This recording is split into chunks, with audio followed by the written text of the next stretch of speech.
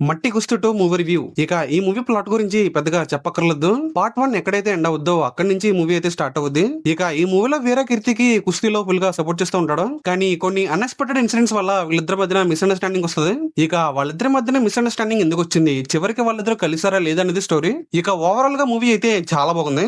నేనైతే అసలు ఎక్స్పెక్ట్ చేయలేదు మూవీ ఎంత బాగుంటదని. చెప్పాలంటే పార్ట్ 1 కన్నా పార్ట్ 2 చాలా బాగుంది. అసలు చాలా రోజుల తర్వాత ఒక మంచి ఫ్యామిలీ ఎంటర్టైనర్ చూసానే ఫీల్ అయితే వచ్చింది. ఇక ఈ మూవీలో ఈ పాప ఎవరో గానీ యాక్టింగ్ అయితే అదరగొట్టేసింది. అసలు ఆ డైలాగ్స్ ఎక్స్ప్రెషన్స్ అబ్బో వేరే లెవెల్. ఇక మూవీ అంతా ఒక ఎత్తు, క్లైమాక్స్ లో యోగి బాబు గారు కామెడీ ఒక ఎత్తు. అసలు యోగి బాబు గారు మూవీలో ఒక 10 మినిట్స్ ఉంటారు, కానీ ఆ 10 మినిట్స్ మొత్తం ఆయన కామెడీతో అదరగొట్టేశారు.